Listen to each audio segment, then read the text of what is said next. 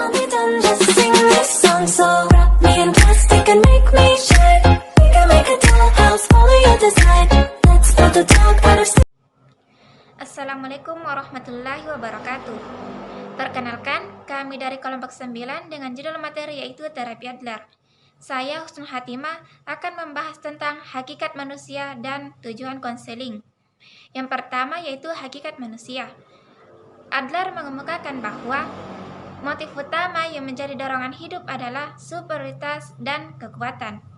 Adler melihat bahwa kejantanan atau maskulin identik dengan superioritas, sedangkan kewanitaan atau feminin identik dengan interioritas. Baik pria maupun wanita menuju superioritas. Alasan utamanya karena manusia pada saat dilahirkan itu membutuhkan bantuan orang lain. Baik, rincian pokok teori Adler mencakup 6 hal berikut.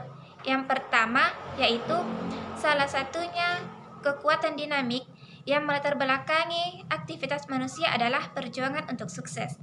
Yang kedua, persepsi subjektif individu membentuk tingkah laku dan kepribadian. Yang ketiga, semua fenomena psikologis disatukan dalam diri individu dalam bentuk self. Yang keempat, manfaat dari aktivitas manusia harus dilihat dari sudut pandang interes sosial. Yang kelima, semua potensi manusia dikembangkan sesuai dengan gaya hidup.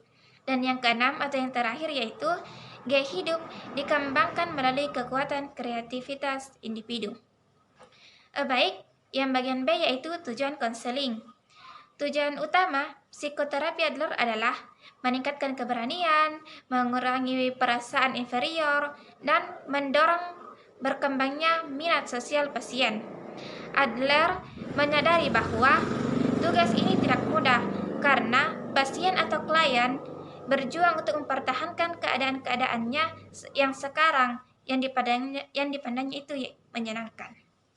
Assalamualaikum warahmatullahi wabarakatuh. Perkenalkan, nama saya Artidianti dari kelompok 9 akan membahas tentang hubungan konselor dan konseling dan peranan konselor dan konseling.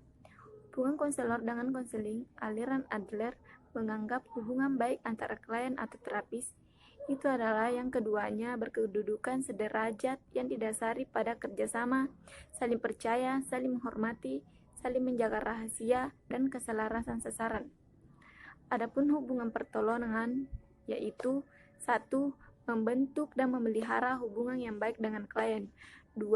Mengumpulkan dan mengenai klien agar mengetahui konsep style of life klien. 3.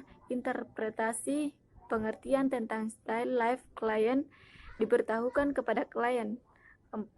Rekonstruksi aktif konselor mengarahkan klien secara aktif terhadap alternatif-alternatif.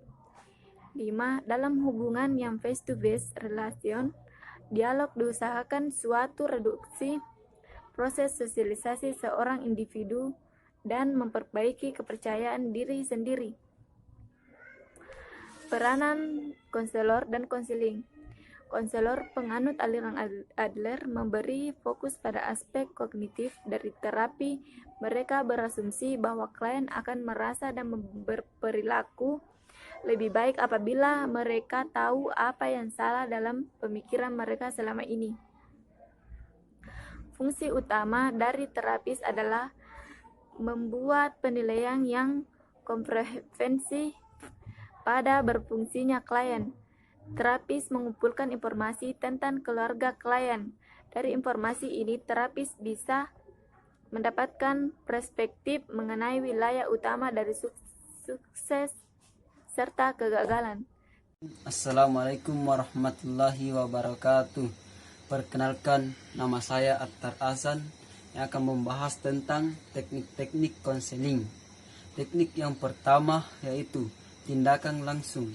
Teknik yang dikenal dengan nama tindakan langsung melibatkan tindakan penanganan terhadap apa yang terjadi pada saat sesi konseling berlangsung. Kemudian teknik yang kedua yaitu niat yang paradoksal. Adler telah merintis strategi paradoksal sebagai cara untuk mengubah perilaku. Kemudian teknik yang ketiga yaitu menangkap diri sendiri. Dalam proses menangkap diri sendiri, klien menjadi sadar bahwa ia berperilaku menghancurkan diri sendiri atau memiliki gagasan yang irasional, tetapi tidak melakukan usaha menyalahgunakan dirinya sendiri. Kemudian teknik yang keempat yaitu menekan tombol. Teknik menekan tombol mencakup menyuruh klien membayangkan pengalaman yang menyenangkan dan tidak menyenangkan secara bergantian, kemudian menaruh perhatian pada perasaannya menyertai pengalaman itu. Kemudian teknik yang kelima yaitu tidak ingin menjadi manusia cengeng.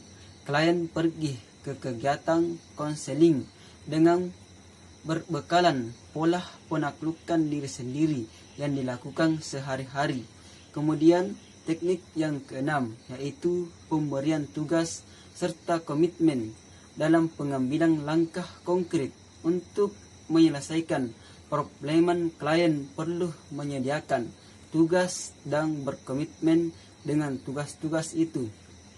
Kemudian yang terakhir, teknik yang ketujuh yaitu mengakhiri dan merangkum sesi, membuat batasan waktu satu sesi, menutup sesi tanpa harus melibatkan, tanpa harus mematikan keinginan klien untuk melanjutkan eksplorasinya pada situasi isi, dan merangkum keterampilan yang harus dikuasai oleh konselor. Bismillahirrahmanirrahim. Assalamualaikum warahmatullahi wabarakatuh.